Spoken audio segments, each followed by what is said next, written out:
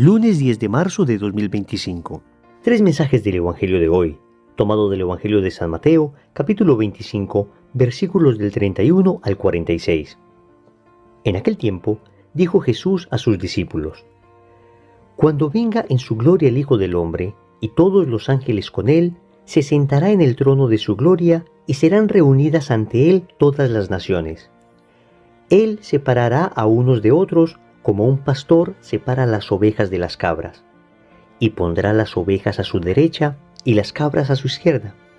Entonces dirá el rey a los de su derecha: Venid vosotros, benditos de mi Padre, heredad el reino preparado para vosotros desde la creación del mundo.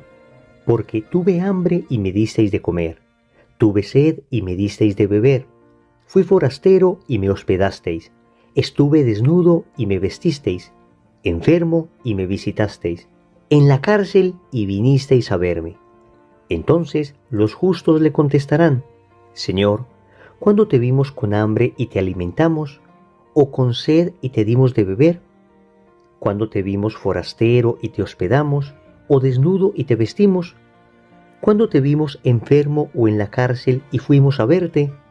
El rey les dirá: Os aseguro que cada vez que lo hicisteis con uno de estos mis más humildes hermanos, conmigo lo hicisteis. Y entonces dirá a los de su izquierda: Apartaos de mí, malditos, id al fuego eterno preparado para el diablo y sus ángeles. Porque tuve hambre y no me disteis de comer, tuve sed y no me disteis de beber, fui forastero y no me hospedasteis, estuve desnudo y no me vestisteis, enfermo y en la cárcel y no me visitasteis. Entonces también estos contestarán: Señor, ¿cuándo te vimos con hambre o con sed, o forastero o desnudo, o enfermo o en la cárcel y no te asistimos? Y él replicará: Os aseguro que cada vez que no lo hicisteis con uno de estos los humildes, tampoco lo hicisteis conmigo. Y estos irán al castigo eterno, y los justos a la vida eterna. Palabra del Señor. Gloria a ti, Señor Jesús. Querida familia, seguimos avanzando en esta Cuaresma. Y hoy tenemos uno de esos textos bíblicos que nos exhorta hasta lo profundo del alma. Es el texto del juicio final. Estamos en el capítulo 25 del Evangelio de San Mateo, en el contexto de lo que se conoce como el discurso escatológico de Jesús. El discurso donde Jesús habla de las realidades últimas. Y aquí aparece entonces el juicio final. Vamos a meditar tres mensajes de este Evangelio. Primero, no basta con no pecar. Segundo, ayuda por lo menos a uno. Tercero, formas concretas de caridad. Vamos con el primer punto. No basta con no pecar. Familia, es increíble lo que Jesús dice a los que se encuentran a su izquierda. Tuve hambre, tuve sed, estuve desnudo, estuve necesitado y no me asistieron. Y ellos le contestaron: Señor, ¿cuándo te vimos con hambre o con sed, o forastero o desnudo, o enfermo o en la cárcel y no te asistimos? Queridos amigos, estas personas le están diciendo a Jesús Señor. Es decir, están reconociéndolo como el Señor, por consiguiente algo de fe tienen. Y sin embargo, el Señor les está exhortando porque no hicieron el bien. Noten que la reprensión que Jesús lanza contra ellos no es propiamente por cometer pecados. El Señor no les dice: apartaos de mí porque mataron, porque robaron, porque mintieron, porque fornicaron. No, el Señor está yendo más allá. El Señor les está exhortando porque no hicieron el bien. Y es que es importante entender estas dos dimensiones de la vida espiritual, estas dos dimensiones del camino espiritual. Hay un primer momento de la vida espiritual que algunos teólogos de la vida espiritual han llamado la ascética, que consiste en la renuncia al mal.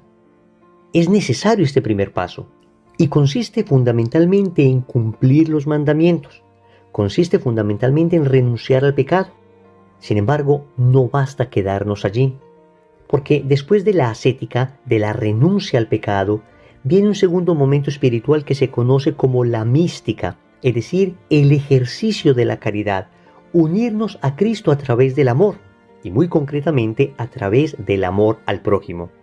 Entonces la vida espiritual no se puede reducir simplemente a no pecar, y muchos de nosotros tenemos esa tentación de pensar que estoy caminando bien espiritualmente porque no peco.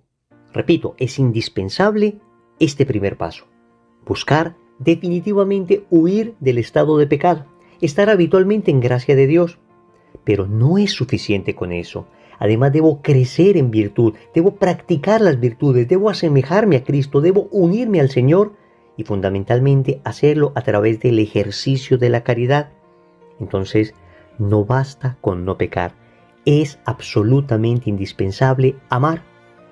Y en el Nuevo Testamento, el tema de la salvación aparece muy vinculado fundamentalmente a la fe y a la caridad.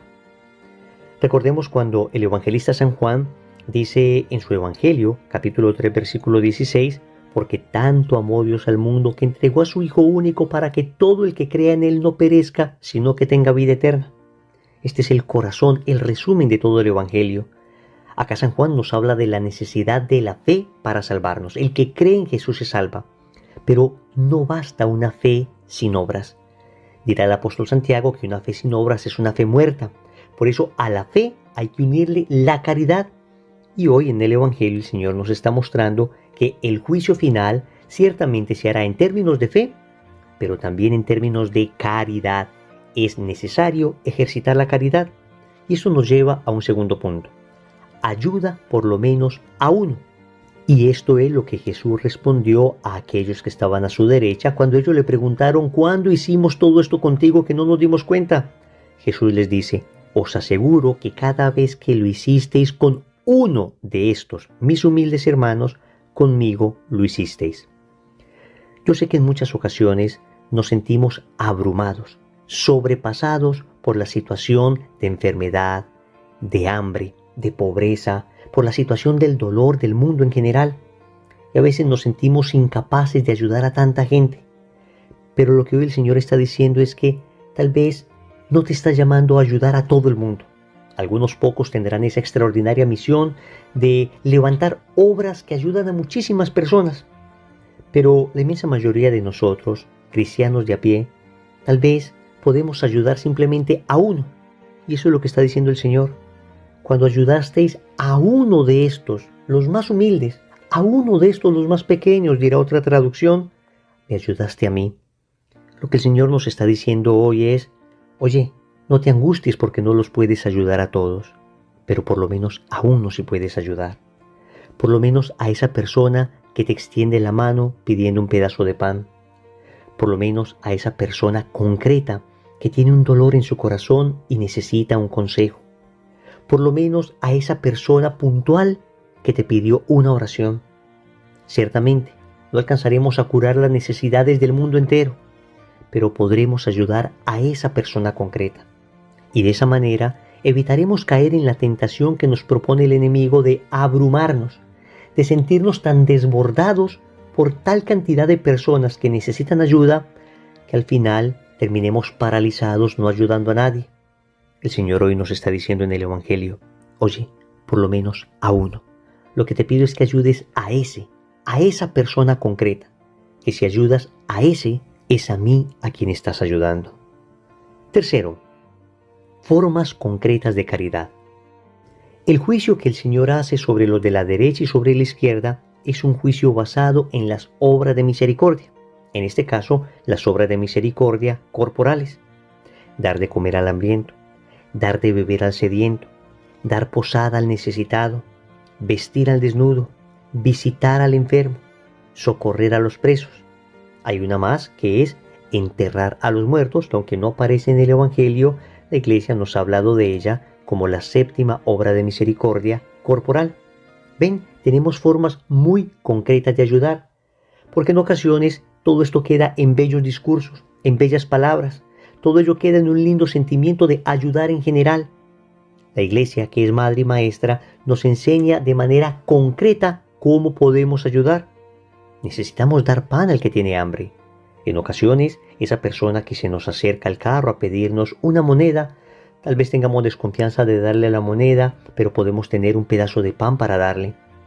Podemos ayudar a esa persona que no tiene que vestir. Y entonces, ¿cuánta ropa tenemos nosotros en nuestro closet que ya no usamos en buen estado? Podemos visitar a esa persona que está sola, que está enfermita en el hospital. Ven, hay muchas maneras concretas de ayudar, incluso a estos hermanos que están presos, que ciertamente cometieron errores, pero que no están condenados a ser excluidos para siempre de la sociedad, sino que siempre tendrán un espacio en el corazón misericordioso de Dios, y tú y yo podemos acercar esa presencia divina a esos corazones solitarios.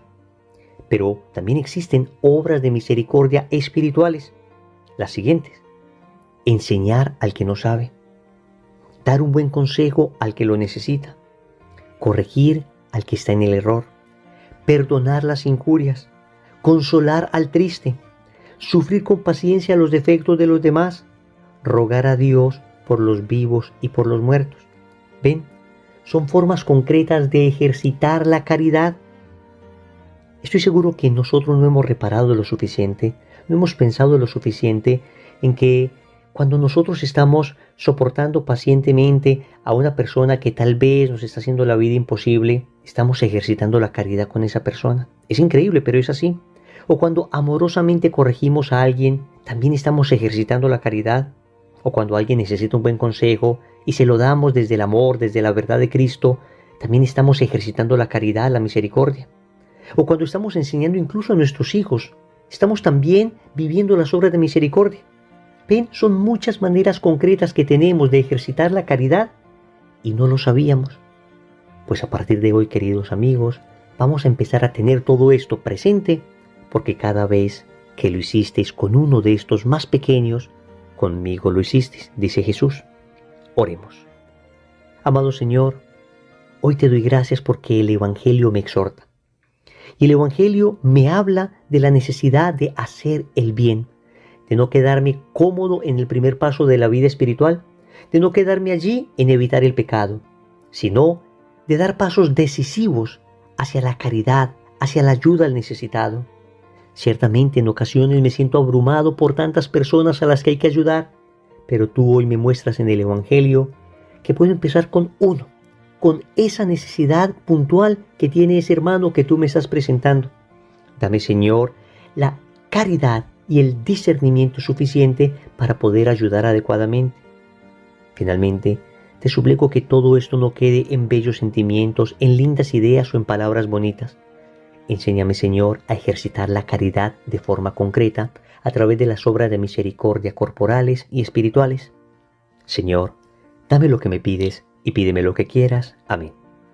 Recordemos entonces: primero, no basta con no pecar. Segundo, ayuda por lo menos a uno. Tercero, formas concretas de caridad. Compromiso. Hoy vamos a hacer una obra de caridad por lo menos a una persona. En el nombre del Padre, y del Hijo, y del Espíritu Santo. Amén.